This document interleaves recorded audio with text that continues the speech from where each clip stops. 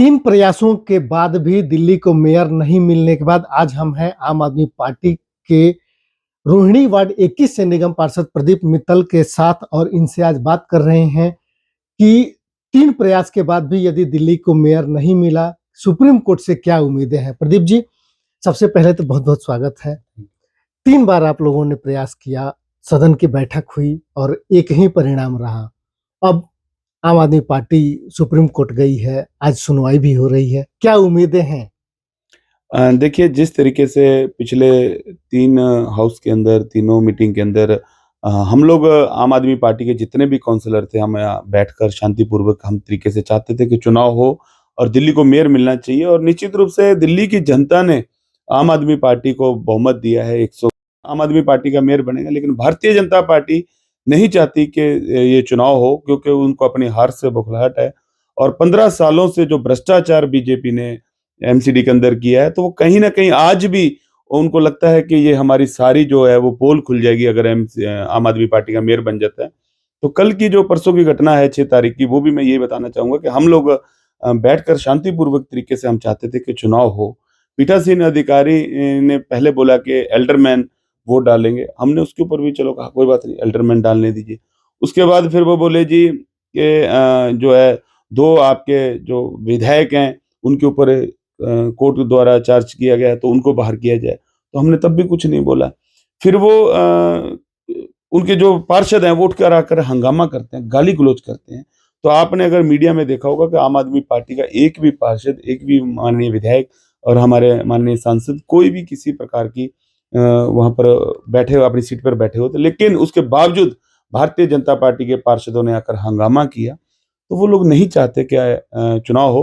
तो हमारे पास एक ही रास्ता बचता है कि हम माननीय कोर्ट सुप्रीम कोर्ट में जाएँ और हमने सुप्रीम कोर्ट के अंदर अपनी अर्जी दाखिल की। तो आज उस पे सुनवाई हुई है और निश्चित रूप से सभी को नोटिस इश्यू किया गया और हमें पूर्ण विश्वास है हमारे कार्यपालिका के ऊपर, न्यायपालिका के ऊपर कि ये काम जो है वो उनकी देख-रेख में यहाँ पर चुनाव होगा। आखिर जो आप लोग ये कह रहे हैं कि मेयर का चुनाव आप भी चाहते हैं, आम आदमी पार्टी भी चाह रही है, बीजेपी भी चाह रही है, हो नहीं रहा है। आखिर कभी तो कभी होगा, क्यों नहीं हो पा रहा है? यदि एल्डरमैन जैसे उस दिन की अगर बात करें सदन की पहली बैठक की, तो एल्डरमैन के वोटिंग राइट्स पर ही हंगामा शुरू हुआ था। क्या प्रॉब्लम क्या है? पहली बार आप लोगों ने विरोध किया शपथ ग्रहण को लेकर के, दूसरी बार दूसरे मुद्दे, तीसरी बार तीसरा मुद्दा आकर के, आखिर ये बार-बार जो है अलग-अलग राजनीतिक जो घटनाक्रम है वो क्यों हो रहा है? देखिए, आज तक के इतिहास में आपने देखा होगा कभी भी ऐसा नहीं हुआ कि पहले चुने हुए पार्षद शपथ लेते हैं और उसके बाद जो नॉमिनेटेड पार्षद होते हैं वो शपथ लेते हैं। लेकिन क्योंकि इस बार पहले चुनाव लेट किए, फिर गोवा के साथ चुनाव कराए, फिर पीठासीन अधिकारी जो है वो हमारा बनना चाहिए क्योंकि सबसे ज़्यादा 12 अगर काउंसलर हमारे जीते हैं तो वो मुकेश गोयल जी जीते हैं, पिछले 25 सालों से वो पार्षद रहे हैं। लेकिन उसके बावजूद इन्होंने अपना पीठासीन अधिकारी बनाया। फिर ये पहले बोले जी एल्डरमैन की शपथ होगी, उसके बाद चलो हमने वो भी एक्सेप्ट किया कि शपथ होने दीजिए। हम चाहते थे उस दिन चुनाव हो, उस दिन नहीं, भी लेकिन चुनाव पहले दिन तो एल्डरमैन के शपथ को लेकर के ही हंगामा शुरू हुआ था। बिल्कुल, लेकिन वो भी तो हम बता रहे हैं कि संविधान की ये सब चीज़ें लोकतंत्र को ही नहीं ये लोग मानते। जब लोकतंत्र के अंदर लिखा हुआ है, जो उन्होंने हमारे पास नोटिफ़िकेशन भेजा, उसमें लिखा हुआ है कि पहले जो है वो चुने हुए पार्षदों की इलेक्टेड पार्षद जो हैं वो शपथ लेंगे। उसके बाद नॉमिनेटेड लेंगे। लेकिन इनकी मंशा यही है कि किसी तरीके से इसको उलझाया जाए और संसद हाउस को ना चलने दिया जाए। तो ये मंशा इनकी जग ज़ाहिर होती है, लेकिन फिर भी हमारे सीनियर नेताओं लोगों ने माना कि चलिए जिस तरीके से ये चलाना चाहिए उस पे चलते हैं। कल भी हम 6 तारीख को भी हम ये चाह रहे थे, ये बोले जी एल्डरमैन भी वोट डालेंगे, तो हमने कहा ठीक है डालने दीजिए। फिर ये बोले जी उनको बाहर कर दीजिए, हमने कहा वो भी कर लीजिए। फिर ये कहते हैं कि जी नहीं तीनों चुनाव इकट्ठे होंगे। आप मुझे बता दीजिए कभी ऐसा आज तक इतिहास में हुआ है कि तीनों चुनाव इकट्ठे हुए हों? पहले मेयर शपथ लेता है, फिर मेयर जब चेयर पे बैठते हैं उसकी उनकी निगरानी के अंदर जो है वो डिप्टी मेयर और स्टैंडिंग कमेटी के चुनाव होते हैं। लेकिन उसमें भी ये लोग राजी नहीं। लेकिन अगर तीनों चुनाव अगर जैसे मेरी भारतीय जनता पार्टी के कई नेताओं से बात हो रही थी, तो उन्होंने ये कहा कि चुनाव डिले हो गया काफ़ी, तो हम अगर ये चाह रहे हैं कि एक ही साथ तीनों चुनाव हो जाए, तो दिक्कत क्या है? क्या कहीं इन सब के बीच में ऐसा तो नहीं कि जो स्टैंडिंग कमिटी के चेयरमैन और स्टैंडिंग कमिटी का जो चुनाव का गणित है, वो इसके पीछे तो नहीं है? वो तो बीजेपी दिमाग लगा रहे होगी, हम तो नहीं लगा रहे। हम तो कह रहे हैं कि आप जो सिस्टम है, जो डीएमसी एक्ट के अंदर है, उसके अनुसार काम करिए। तो अगर हम संविधान को ही ये बदलना चाहते हैं, तो फिर आस्था कहाँ रहेगी? जो लोगों ने आपको चुन के भेजा है, लोगों द्वारा चुने हुए पार्षद हैं, उन्हों को अगर भेजा है, तो किस लिए भेजा है? और ये तो पूरी दिल्ली की जनता जान रही है कि 135 जो है वो पार्षद आम आदमी पार्टी के हैं। मेयर किसका बनेगा, डिप्टी मेयर किसका बनेगा, स्टैंडिंग कमेटी किसकी बनेगी, ये तो तय है। तो क्यों नहीं चुनाव होने देना चाहते? क्यों वहां पर बार-बार हंगामा करते हैं, गाली गलौज पर उतर आते हैं? अगर आप परसों की वीडियो आपने देखी होगी तो उसमें सब चीजें दिखाई दे रही है। तो ये भारतीय जनता पार्टी की मंशा नहीं थी, और अगर उनकी मंशा होती तो उनके 4 एमपी परसों वहां पर नहीं आए हैं। क्यों नहीं आए? अगर उनको वोटिंग करानी थी तो उनको आना चाहिए था, तो क्यों नहीं आए हैं? ये तो सवाल उनसे पूछना चाहिए था आपको कि आपके हंसराज हंस जी, गौतम गंभीर जी, मीनाक्षी लेखी जी कहाँ आए हैं? तो कोई भी नहीं आया। तो ये इनकी मंशा थी कि आज चुनाव नहीं होना है, ये तय था। और अब हमें न्यायालय पे भरोसा है, और माननीय सुप्रीम कोर्ट के नेतृत्व से जो भी हमें गाइडलाइन मिलेगी, हम तैयार हैं, पहले भी तैयार थे, आज भी तैयार हैं। हम चाहते हैं जो लोकतंत्र, जो संवैधानिक तरीके से जो चीजें हैं, वो होनी चाहिए।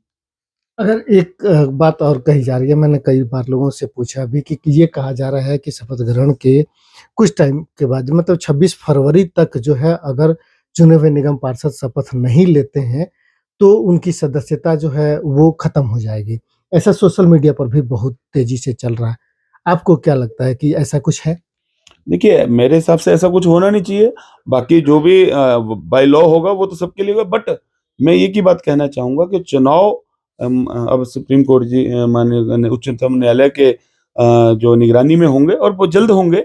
ऐसा नहीं है कि चुनाव नहीं होंगे, लेकिन ये बीजेपी चाहे जितना मर्ज़ी भाग ले, टाल ले, मेयर आम आदमी पार्टी का बनेगा, डिप्टी मेयर आम आदमी पार्टी का बनेगा, स्टैंडिंग कमेटी आम आदमी पार्टी की बनेगी, ये तय है। लेकिन स्टैंडिंग कमेटी का गणित तो कुछ और ही कह रहा है। देखिए, ये गणित वो जानते होंगे, हमारा गणित ये है कि हमारी सरकार है, हमारी सरकार बनेगी।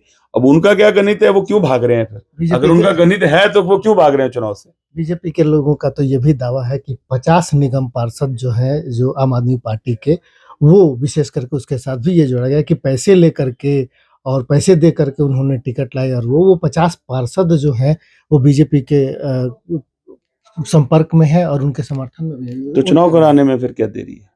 जब 50 पार्षद आम आदमी पार्टी के उनके साथ हैं, 105 उनके, तो मेयर बना हुआ है, फिर उनको डर किस बात का है? वो तो आरोप ये डर लगा इस रहे बात का है कि कहीं हो सकता है बीजेपी के पार्षद भी आम आदमी पार्टी को वोट ना कर दें। इस डर के मारे वो चुनाव नहीं कराना चाहते, क्योंकि बीजेपी के पार्षद वो भी दुखी हैं इनसे, बीजेपी के लोग भी दुखी हैं। कल भी मेरी आरएसएस के कुछ लोगों से बात हुई कि ऐसी घटिया हरकत आज तक के इतिहास में हमने नहीं देखी कि बीजेपी जो जिस तरीके के ये घटिया काम कर रही है, राजनीति कर रही है, और जिसमें आप ये मान के चलिए कि लोकतंत्र को, संविधान को वो कहीं मान ही नहीं रहे हैं। और वो पीठासीन अधिकारी जी बोल रहे हैं कि 2016 में एक नोटिफिकेशन दिखा रहे हैं कि ऐसा हुआ था। अरे 2022 में आपने बनाया है, आपका डीएमसी एक्ट, आप उसको ही नहीं मान रहे हैं, तो कहीं किसी चीज को मानने को तैयार नहीं है। तो दिल्ली की जनता ने इनको जवाब दे दिया है।